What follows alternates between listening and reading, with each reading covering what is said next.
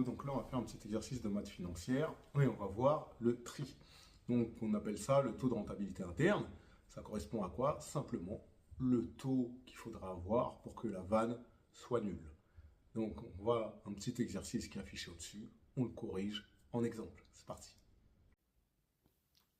Donc là, on a un exercice intéressant. On a un projet d'investissement qui présente les caractéristiques suivantes. Capital investi 1000 euros de matériel amortissable linéairement en 5 ans, durée de vie 5 ans, valeur résiduelle nette d'impôt au terme des 5 ans 30. Les prévisions d'exploitation, elles sont données dans le tableau ci-dessous. Donc la première année, le chiffre d'affaires, il serait de 1000. Les charges variables seraient de 300. Les charges fixes hors amortissement seraient de 310. Et des années 2 à 5, donc le chiffre d'affaires serait de 1100, les charges variables de 450, les charges fixes de 340. Et on nous demande de calculer les cash flows nets attendus du projet, sachant qu'on a un taux d'imposition à l'impôt sur les sociétés à 35%. Donc déjà, on va voir comment on peut calculer les cash flows chaque année. De manière générale, le cash flow de l'année I, ce sera le chiffre d'affaires de l'année I auquel je vais retirer les charges et l'amortissement. Autrement dit, j'aurai le résultat, entre guillemets net, hein, parce que je vais le multiplier par 1 moins le taux d'imposition, auquel ensuite je vais rajouter par-dessus la dotation aux amortissements et aux provisions l'année. Donc, à partir de là, je vais pouvoir déterminer les cash flows chaque année. Maintenant que je sais comment les calculer. Mais qu'est-ce que je dois me poser? C'est quel est le montant des amortissements. Donc on me dit que j'ai 1000 de matériel amortissable en 5 ans linéairement. Ça veut dire que chaque année, je vais diviser par 5 le 1000 pour savoir chaque année j'aurai combien d'amortissements.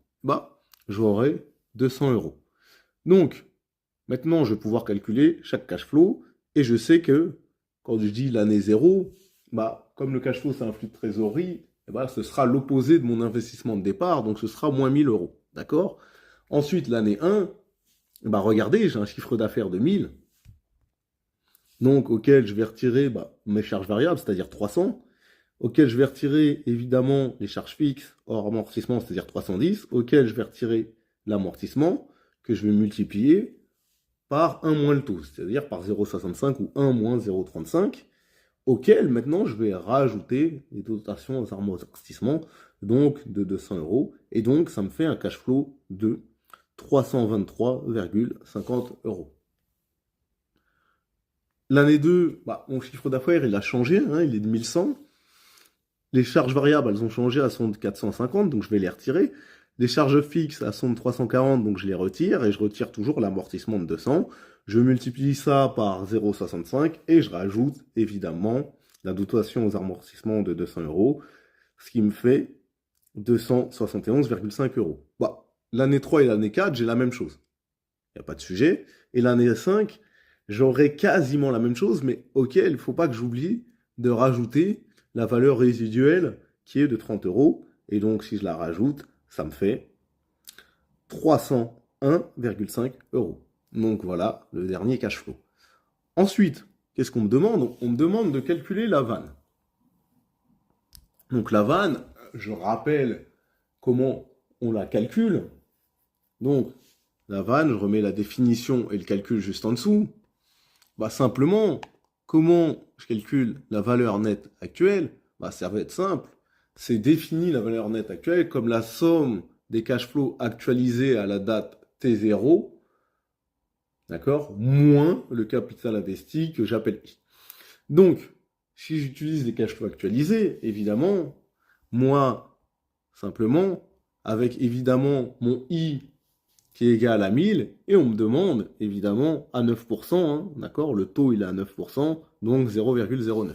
Le calcul maintenant il est le suivant, c'est simple, ça me fait 323,5 fois 1,09 puissance moins 1, plus 271,5 fois 1,09 puissance moins 2, plus 271,5 fois 1,09 puissance moins 3, plus 271,5 fois 1,09 puissance moins 4, plus 301,5 fois 1,09 puissance moins 5, auquel je retire l'investissement de départ, donc moins 1000. Et bah, ça me fait 123,24 euros. Voici ma valeur nette actuelle. Ensuite, qu'est-ce qu'on me demande de calculer? On me demande de calculer le tri. Et évidemment, vous savez, le tri, c'est, je vais reprendre ma vanne normale, hein, c'est quel doit être le taux de ma vanne pour que cette vanne soit égale à 0. Donc, bah, comme on dit, on cherche t tel que la vanne soit nulle, d'accord? Donc, je réécris le calcul de la vanne avec un taux que je ne connais pas, qui sera mon inconnu.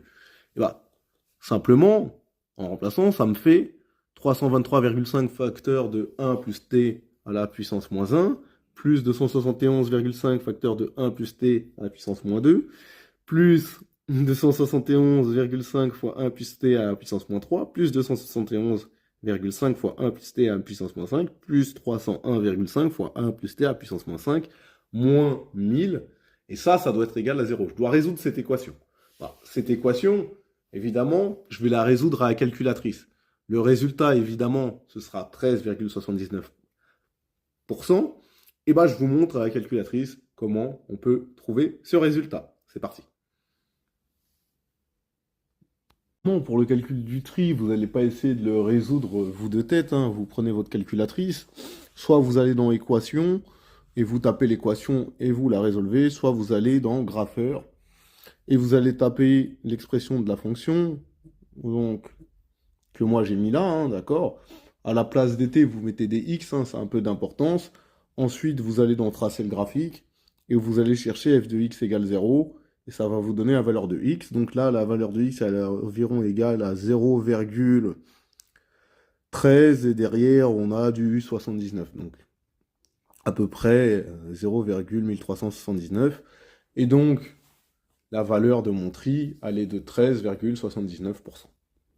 Et voilà comment on fait sans chercher à calculer. Hein, d'accord, on s'aide de la calculatrice.